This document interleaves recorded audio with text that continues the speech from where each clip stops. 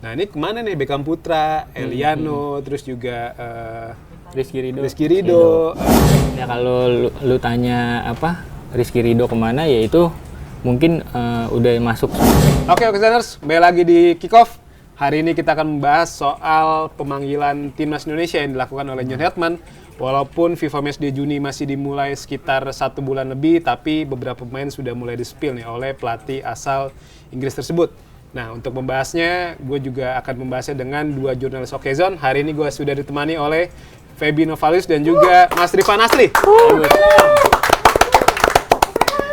Ya, sehat-sehat. Sehat, Bur. Alhamdulillah. Nih kita bahas soal Timnas Indonesia ya, karena lagi rame nih Timnas Indonesia menjelang FIFA Matchday di bulan Juni maupun nanti di Piala AFF ya di tanggal 24 Juli sampai 26 Agustus 2026. Nah ini kan dalam beberapa hari terakhir pelatih John Hedman sudah mengumumkan ya 7 pemain yang dipanggil untuk mengikuti TC atau pemusatan latihan yang digelar di Jakarta pada tanggal 26 sampai 30 Mei 2026. Ini sebenarnya PSSI sendiri belum mengumumkan kepada publik, tapi klubnya nih, klub yang dipanggil, klub-klub pemain yang memanggil yang akhirnya mengumumkan pemain sudah dipanggil. Di Persib Bandung tuh ada 3 pemain, ada Mark Klok, ada Tom Hayen dan juga ada Sadil Ramdhani.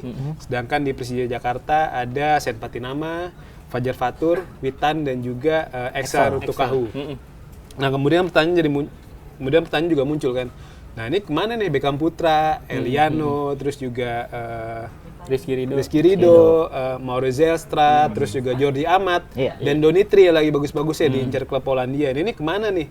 Kan maksudnya jadi pertanyaan oleh netizen atau pecinta sepak bola tanah air. Nah ini lo udah ada infonya nggak sih kenapa akhirnya nama-nama ini nggak dipanggil, tapi John Hedman malah mendahulukan memanggil pemain-pemain yang ya bisa dibilang sebelumnya nggak masuk radar oleh pelatih asal Inggris tersebut.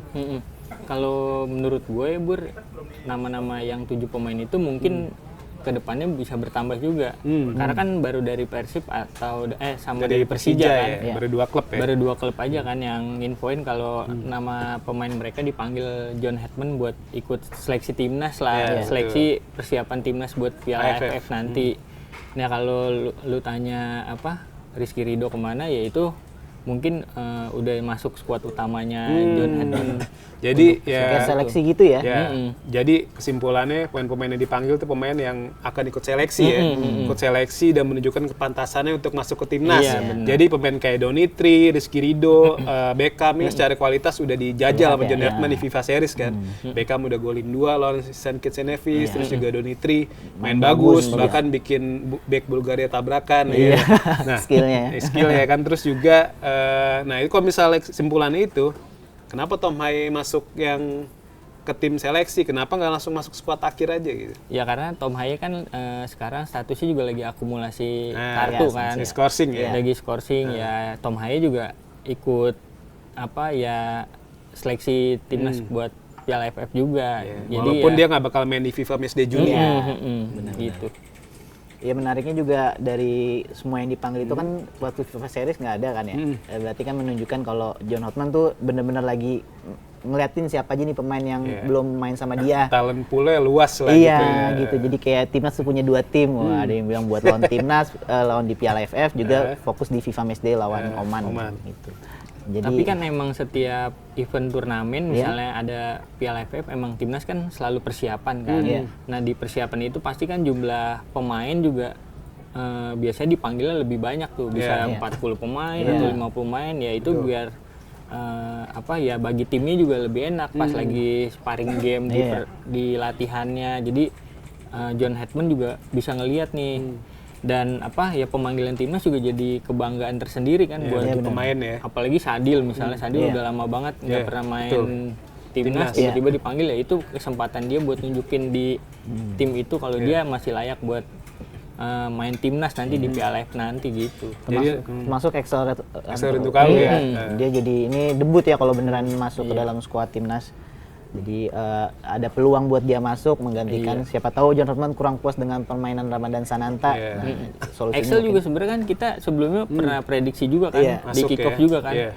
Wah, Excel lagi golin terus, salah satu striker apa Indonesia yang jumlah golnya lumayan lah di Super League. Ya, jadi Excel juga ada peluang buat ikut Piala AFF juga besok. Ya, jadi di tanggal 26 sampai 30 Mei jadi ajang ya bagi Excel, bagi Sadil dan juga Fajar Fatur untuk menunjukkan kelasnya apakah mereka layak untuk masuk ke skuad AFF di tahun 2026 nanti ya, maksudnya di bulan Juli sampai Agustus. Dan bukan nggak mungkin kalau mereka tampil oke nih selama seleksi bakal dibawa juga untuk lawan Oman ya. Karena kan di tanggal 5 Juni timnas Indonesia akan melawan Oman ya. Nah ini kalau ngelihat dari daftar pemain yang sudah dipanggil, layak gak sih mereka untuk ikut seleksi timnas? Kalau prediksi gue kayaknya dari 7 pemain ini mungkin hanya Haye yang nggak main kayaknya lawan Oman. Sisanya kayaknya kemungkinan besar. nama. Amasen, masih akumulasi ya. Kemungkinan besar kayaknya sisa nama itu kayaknya bakalan main di lawan Oman nanti. Jadi John Hetman juga bakalan ngelihat nih. Siapa-siapa mungkin ada yang bisa dimasukin Piala AFF atau enggak, karena kan yang kita tahu ya pemain timnas kita kan kebanyakan pemain diaspora dan mainnya juga di liga-liga luar kan, jadi mereka juga kan nggak bakal diizinin sama klubnya buat main di Piala AFF. Jadi peluang besar banget buat pemain lokal kita buat masuk ke tim untuk Piala AFF nanti. Berarti ntar timnas ada tim A dan tim B, tim A yang main di lawan Oman, B di Piala AFF gitu kan? Kayaknya enggak deh. Kayak di tim lawan Oman memang yang terbaik karena kan Kevin Dix, Jaijes bisa main ya. Mungkin AFF memang minus dari pemain-pemain diaspora ya kan. Kayak Jaijes, Kevin Dix, Kevin Verdong karena kan ketika AFF bergulir di Eropa sedang mulai memasuki pramusim ya, jelang musim baru. Jadi otomatis mereka bakal dilepas lah oleh klub masing-masing kan.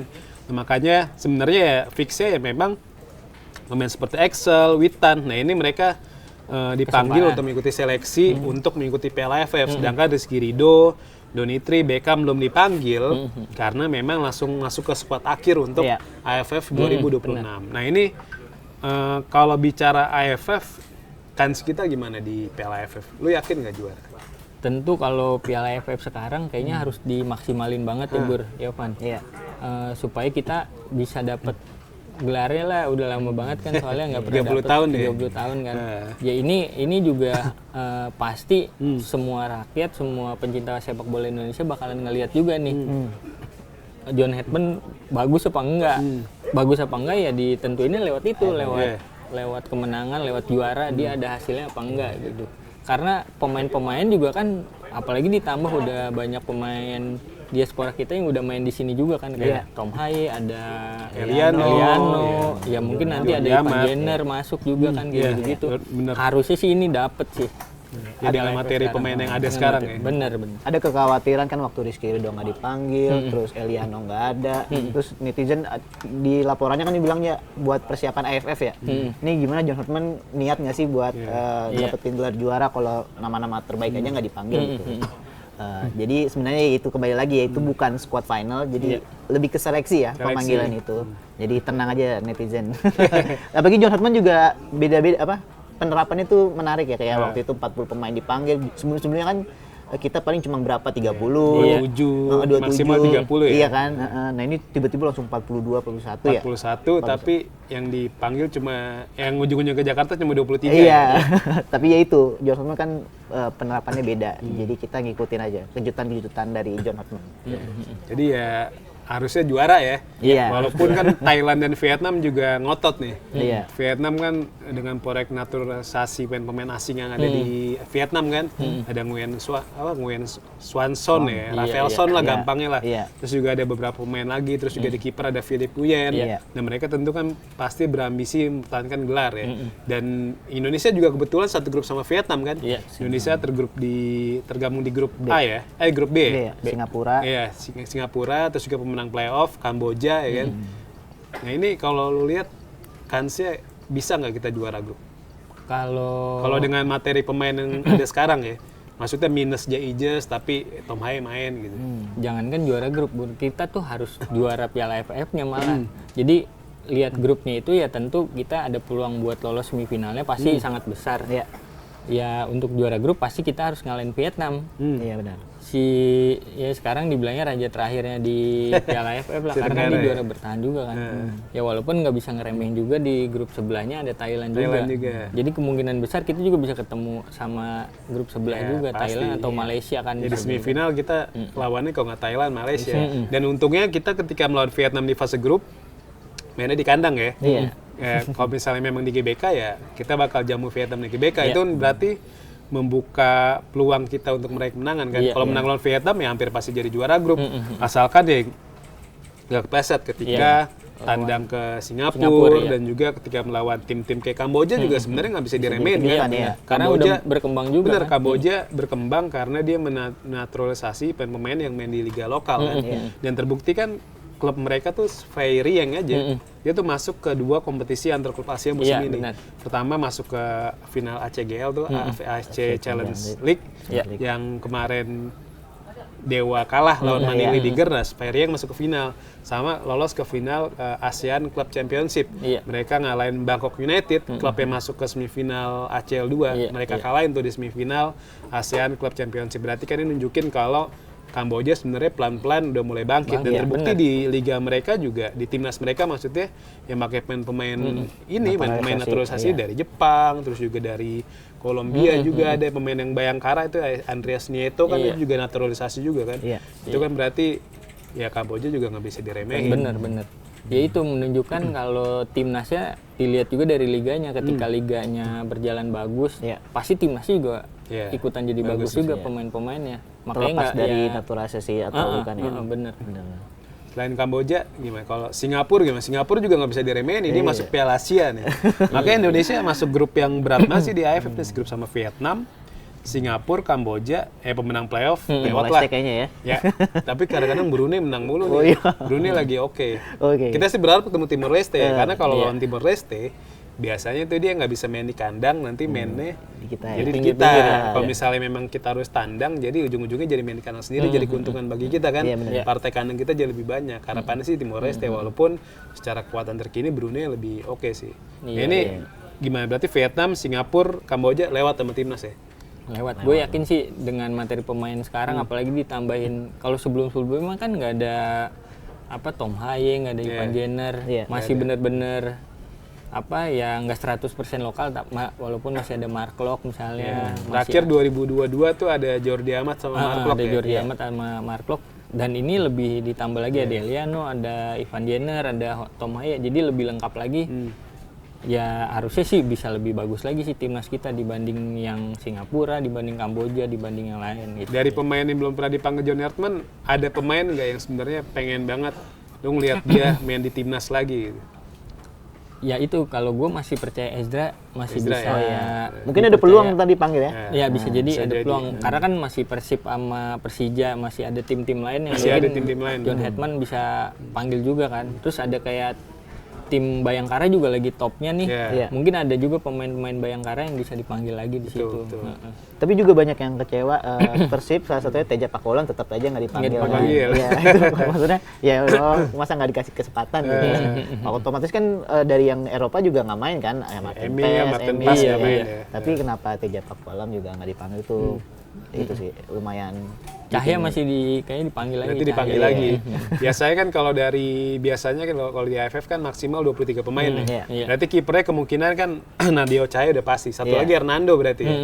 Dan itu udah langganan banget ya bertiga. Timnas berarti kan untuk peluang Teja ya untuk balik ke timnas. Karena Teja sebenarnya beberapa kali dipanggil ikut TC tapi belum pernah mencetak caps ya.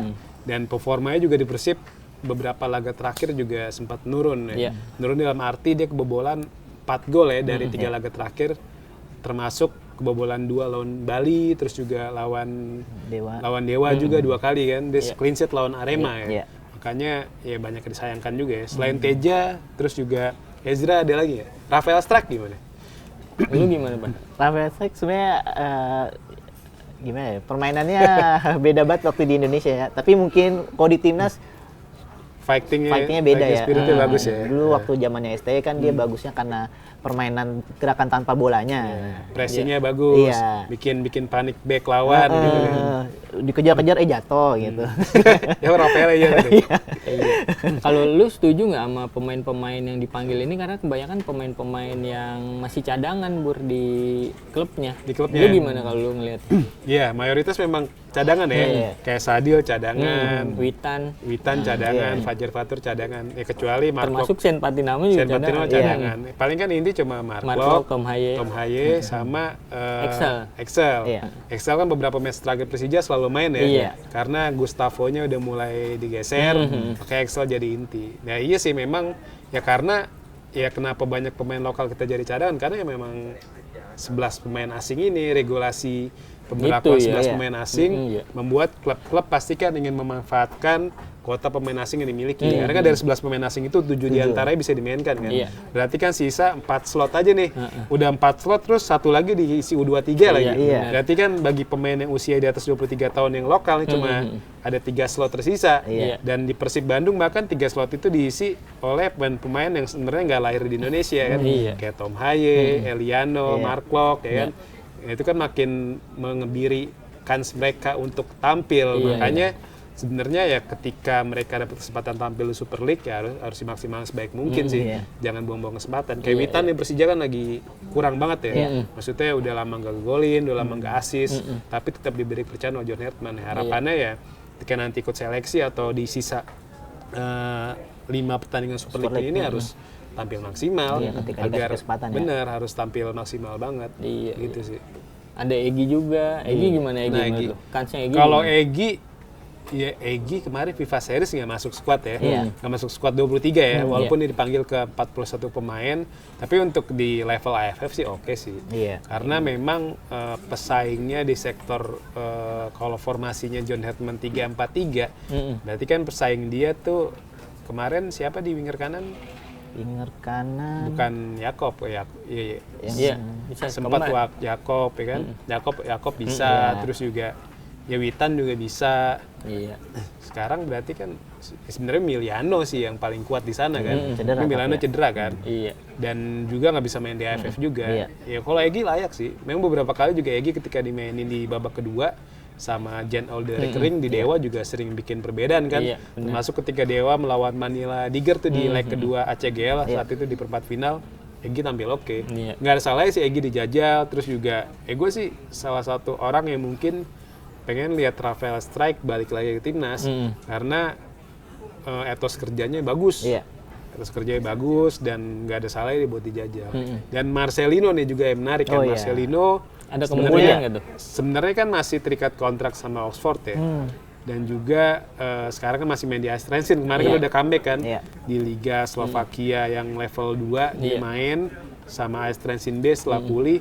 Ya kita lihat nanti di musim panas dia balik berkarir di Super League atau lanjut karir Eropa. Kalau masih di Eropa sih kayaknya kans main di AFF kecil ya. Kecuali memang ada nego-nego antara dari pihak Oxford dan juga PSSI kan kebetulan punyanya sama nih. Ya kan? Kalau misalnya mereka ternyata sepakat ya Marcelino bisa main di AFF ya pasti nimbulin pro kontra tuh. Ya kan? Pasti yang pro bilang ya udah nggak apa-apa lah buat memperbesar peluang timnas juara, tapi bagi yang kontra ya biarin Marcelino berkembang aja di Eropa. Nah ini kalau soal Marcelino gimana? Lu setuju nggak Marcelino main di timnas AFF kalau misalnya memang dia masih tercatat sebagai pemain Oxford gitu? Ya kalau emang dikasih kesempatan sama klubnya ya oke aja dan setuju banget buat memperkuat timnas. Apalagi ya kita targetnya harus juara gitu. Ya kalau emang Marcelino bisa dipanggil ya harus dipanggil misalnya gitu. Terus seneng juga lihat Marcelino kemarin itu yang gue bilang udah mulai udah main lagi. Wah dari cedera hamstring kan dari Oktober itu. Cara gaya mainnya juga bagus masih sama kayak dulu. Selepas dia cedera masih oke lah gitu. Jadi kalau misalnya dia dipanggil ya lebih oke sih. Marcelino ya. Terus juga setelah lawan Bulgaria, timnas kan John Hertman pernah bilang ya dia menantikan kembalinya Marcelino Ferdinand sama Miana Jonathan. Karena menurut dia dua pemain itu tuh bakal bisa jadi pembeda di lini depan timnas. Jadi John Hertman pasti menantikan Marcelino balik ya. Kalau bisa dipanggil buat Piala AFF pasti dipanggil banget sih. Sama John Hertman. Ya kita lihat nanti ya apakah Marcelino bakal dipanggil pelatih John Hertman atau enggak ya kan. Pokoknya kita lihat pokoknya yang terbaik lah bagi timnas. Tapi kan sebelum AFF Timnas bakal main di FIFA Matchday Juni nih. Di FIFA Matchday Juni kan udah pasti kita lawan Oman kan. Di tanggal 5 Juni di Stadion Utama Gelora Bung Karno. Ini sebenarnya PSSI belum umumin ya. Belum umumin. Ini yang umumin malah Federasi Sepak Bola Oman ya. Di IG-nya dia konfirmasi bakal lawan Indonesia di tanggal 5 Juni, kemudian tanggal 9 Juni mereka bakal lawan Kuwait di Bangkok.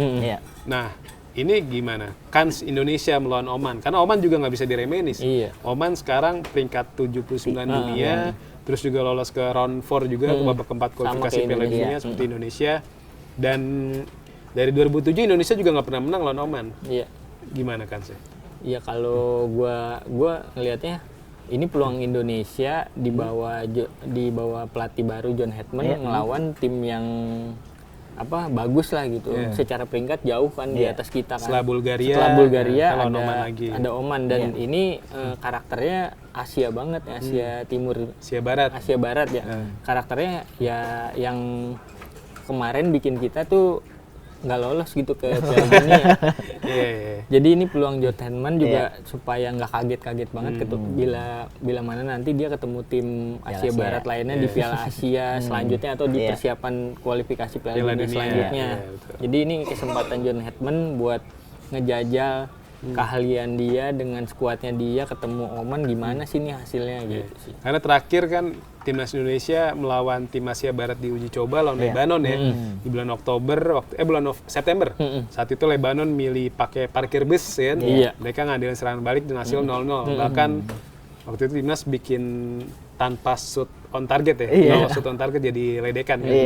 Gimana Pan kalau kans lawan Oman nanti? Menurut saya sih ini jadi juga seperti kata Bang Feby bilang jadi arena buat John Hetman meracik strategi, tapi kan otomatis Oman juga ngincer buat peringkat FIFA ya. Dia bakal serius, serunya mungkin nanti dia bakal main menyerang, nggak tahu juga apa bertahan. Yang pasti kita Bulgaria aja udah kita bikin repot, main bertahan walaupun kita kalah pun. Tapi lawan Oman kita dengan kekuatan yang lebih baik, otomatis nanti ada tambahan pemain lain yang dari seleksi itu. Mungkin Jonathan bakal menemukan racikan terbaiknya, peluang menang apalagi mainnya di GBK kan. Di GBK yakin menang sih. Yakin menang ya? Iya. Karena kan memang Timnas Indonesia nih dari 6 pertemuan lawan Oman hasilnya Timnas menang 2 kali, imbang sekali dan kalah 3 kali. Nah, tapi ini 3 kekalahan ini dialami di atas tahun 2000. Jadi Indonesia pernah menang 2 kali lawan Oman tuh di tahun 80-an saat itu di ajang anniversary gitulah di Indonesia atau di Thailand gue lupa. Intinya Indonesia 3 kali lawan Thailand, 3 kali lawan Oman dan itu selalu kalah di atas tahun 2000 ya. Di atas tahun 2000 tuh 4 kali ketemu, 1 imbang dan 3 kalah. Gue inget tuh salah satu pertemuan itu di jelang Piala Asia 2007, saat itu main di GBK. Indonesia lawan Oman, BP gagal penalti tuh, penalti ditepis oleh Ali Halapsi, inget ya?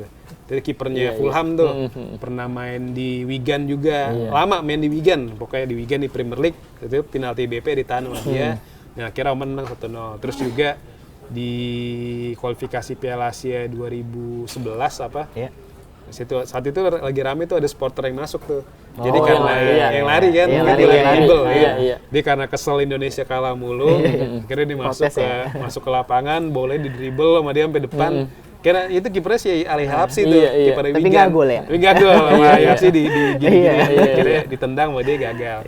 Terakhir di Mei 2021 saat itu Timnas Indonesia menjalani laga debut di bawah kepelatihan Sintayong ya, sebagai persiapan tampil di kualifikasi Piala Dunia 2022 zona Asia. Saat itu lagi zaman Covid kan, bubble tuh di WA, tapi sebelum ke WA saat itu Indonesia sempat melawan Oman, hasil kalah 3-1. Tapi kan hasil itu juga nggak bisa dijadiin patokan karena pemainnya udah berbeda ya kan. Jangan kan 2021 dari 2024 ke 2026 pemainnya udah beda banget kan. Dan terbukti Indonesia juga bisa akhirnya ada peningkatan level kan, bisa ngalahin Arab, bisa nahan Australia, terus juga ngalahin Bahrain, ngalahin China. Ini tim-tim ini nih Arab, Bahrain, China ini sebenarnya levelnya di atas Oman kan. Maksudnya secara level masih di atas Oman. Dan makanya sih kalau gue harusnya dalam kondisi normal harusnya Indonesia bisa ngalahin Oman. Apalagi main di GBK. Iya benar. Kecuali Oman main parkir bus. Ya kan kalau misalnya Oman masih main parkir bus nih memang masih jadi PR John Hetman untuk mengantisipasi masalah yang satu ini. Nah ini untuk membongkar pertahanan Oman kira-kira apa yang dilakukan oleh John Hetman? Ya makanya Rifan tadi udah bilang dia John Hetman butuh banget Emiliano, butuh banget Marcelino itu buat daya gedornya, buat ngacak-ngacak. Emiliano belum bisa main tuh di Makanya ya John Hetman kan dan Tomaya juga belum bisa main tuh. John Hetman kan nyari-nyari pemain lagi, makanya dia panggil Sadir Ramdhani, panggil di situ ada Witan, panggil Excel, ya itu buat nambah lini depan timnas, buat supaya lebih bagus lagi, buat ngelihat lagi. Karena kemarin lawan Bulgaria juga sampai nyerang sampai maghrib juga bolanya nggak gawang, nggak jebol-jebol ya, nggak jebol-jebol kan. Sama ya itu kata Arifan juga lawan Lebanon kemarin sama tuh bertahan juga, lawan Oman juga pasti bertahan. Cuman kan kalau orang kan prediksinya pasti ngelihat Oman pasti lebih bagus kan dari kita kan. Pasti mainnya juga bakalan terbuka gitu. Sama kayak Bulgaria kita prediksi bakalan menang banyak lah segala macam. Ternyata enggak juga. Karena mereka ketika melihat daftar pemain timnas pasti silau juga. Kan kalau dilihat dari susunan pemain Bulgaria, mungkin Bulgaria punya pemain yang main di Leeds, tapi kan mereka nggak main juga kemarin kan, batal tampil karena memang ada perang di Asia Barat lah itu, makanya diturun pemain muda, makanya pelatih Dimitrov ya lebih milih main aman lah dan yang terpenting kan hasil, lu nggak dalam sepak bola nggak butuh proses, beda juara dah, bener yang penting juara, beda sama orang yang memang butuh permainan cantik, kayak manajemen Chelsea itu. Chelsea kan dia pengennya hasil dan main cantik, dan itu sesuatu yang sebenarnya nggak bisa diterapin selama Abramovich saat itu masih mimpin Chelsea kan. Ketika Chelsea juara kan pragmatis, Mourinho, terus juga Di Matteo, terus Ancelotti kan. Saat itu bahkan sekarang ya di bawah kepemimpinan Todd Boehly juga lebih hancur ya. Lebih bagus boleh dipecat tuh yang semua SKN. Nah ini selain lawan Oman kan PSSI sebenarnya masih mencari satu lawan lagi ya. Satu lawan lagi, dan rumornya kan waktu itu Kuwait. Tapi nggak mungkin Kuwait, nggak masuk akal Kuwait. Karena di tanggal 9 Kuwait udah lawan Oman. Gak mungkin dong masa ya Kuwait misal tanggal 8 lawan Indonesia, tanggal 9 Itali gimana, Bro? Gak mungkin kan. Nah, kalau Itali gimana? Tapi lu kalau harapan lu kalau feeling gue kayak playoff tambahan nih misal. Kita balik ke playoff tambahan ya. Kalau misalnya Iran mundur, itu kan udah nggak mungkin lah diadain. Gue yakin sih Iran tetap main deh. Nah, kalau misalnya memang misalnya Indonesia mencari satu lawan dicoba lagi nih untuk lawan di tanggal 9 Juni, harapan lu siapa? Harapan gua tentu tim Eropa pengennya ya. Yang gagal ke Pildun gitu. Ya entah yang lolos atau yang ini ya. Kalau lolos mungkin susah ya, karena mereka kan udah pada stay di benua Amerika semua tuh. Ya kan di FIFA Juni udah stay di sana karena ya pasti tim-tim Eropa yang nggak ikut, nggak lolos kayak Italia, Polandia, Denmark ya. Ya itu pokoknya harapannya yang penting tim Eropa dan kualitasnya di atas kita sih, supaya kita tim John Hetman juga lebih bagus lagi aja gitu. Cuman kayak kalau lawan ngeri Italia kalah lawan ntar kaget dia di SBK, kaget dia ntar. Emil makin bangga milih Indonesia ya? Makanya itu jangan dah kalau Italia, kasihan Italia nanti kalau kalah. Apalagi liganya juga lagi kena skandal kan. Kemarin ketua komite wasitnya tuh Gianluca Rocci milih mundur karena diduga menguntungkan Inter Milan. Sekarang kan Inter Milan ini selangkah lagi juara Liga Italia nih. Makanya kita lihat nanti apakah memang ada kasus lagi atau enggak. Karena sebelumnya Inter Milan nggak kena tuh kayak Calciopoli. Calciopoli kan Milan, Juventus, Fiorentina, Lazio. Yang bersih kan saat itu Milan, Inter, Roma ya. Nah ini kita lihat apakah Inter memang masih memegang status bersih atau kena kasus atau enggak. Nah gimana Pan kalau satu lawan lagi kira-kira dari mana harapannya? Harapannya sih ya dari Eropa sih ya, biar John Hetman nantang tim-tim yang beda dari Asia gitu kan, udah Oman dari Asia Barat, nah selanjutnya ya dari Eropa gitu. Tapi nggak sayang karena kalau manggil tim Eropa otomatis kan selain biaya juga potensi kalahnya terbuka, otomatis kan ranking FIFA jadi nggak naik-naik. Nah, itu gimana? Ya kalau emang lawannya bagus dan kualitasnya jauh banget dari kita ya nggak masalah sih kalau gue ya ranking FIFA nanti bisa diperbaikin di pertandingan-pertandingan yang lainnya dan kita juga harus bisa menang gitu. Kalau gue pribadi sih harapannya di setiap FIFA Matchday itu timnas Indonesia bisa milih 2 lawan, satu yang bagus, satu yang jelek. Untuk poin. Jadi satu yang bagus buat dongkrak poin, yang satu buat ngambil pengalaman. Nah di FIFA Matchday Juni kan udah ketemu Oman nih. Oman kan secara peringkat itu udah sekitar berapa tuh? 40-an, 40-an posisi di atas timnas lah. Itu kan 120 ya. Itu kan berarti kan jaraknya udah jauh tuh. Nah, itu udah kita masuk kategori tim kuat lah Oman. Jadi yang satu lagi nih yang so-so lah, misal kayak Singapura, walaupun Singapura kayaknya udah ada lawan ya. Nah, ini jauh dari FIFA Matchday Juni, rencananya kan di November Erick Thohir bilang nih, katanya timnas Indonesia bakal menghadapi tim besar. Nah, tapi kan yang jadi pertanyaan siapa nih tim besarnya? Karena kan waktu itu dari pas di Juni 2023, timnas lawan Argentina setelah Argentina juara Piala Dunia 2022. Nah ini kan berarti setelah Piala Dunia 2026, beberapa bulan berselang FIFA Matchday November tuh. Nah itu kan bukan nggak mungkin kalau juaranya tim juara nih bakal dihadapi Indonesia lagi. Tradisi ya, jadi tradisi. Kebayangan lah. Abis lawan. Misalkan ini kan dari November dari Desember 2022 Argentina juara, akhirnya di Juni 2023 lawan Indonesia. Nah nanti nih di Juli Prancis juara. Juli 2026, misal siapa gitu, lawan Indonesia gimana? Lu setuju nggak? Wah, kalau setuju PSSI banget. ngundang tim juara lagi ke? Setuju banget gue, setuju banget. Ya itu juga manfaatnya supaya masyarakat tuh antusias lagi buat nonton ke timnas, GBK, nonton timnas. Selain ya dia bisa ngelihat pemain-pemain apalagi juara dunia bisa main di GBK. GBK ya. Menarik sih, jadi kayak Piala Dunia itu jadi kayak playoff buat lawan timnas. Siapa yang menang lanjutnya lawan Garuda timnas, gitu. Jadi Indonesia udah nunggu di final gitu. Iya bener. menarik sih. Menarik ya. Tapi sayangnya nih kalau kita lihat di FIFA Match di November, di bulan November itu tim-tim Eropa udah punya jadwal. Jadi di bulan November tuh udah ada UEFA Nation League. Jadi kemungkinan timnas lawannya ya tim-tim dari Amerika Latin. Tergantung juaranya juga kan. Ya udah, doain aja juaranya kalau nggak Brazil Argentina.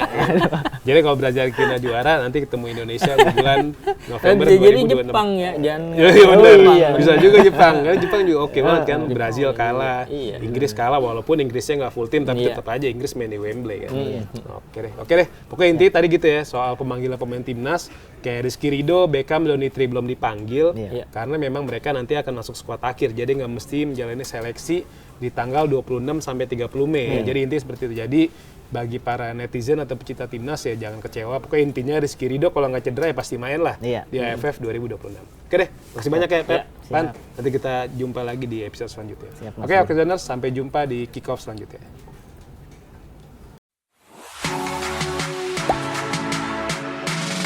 Gak sempet baca? Dengerin aja, klik icon text to speech di okezone.com.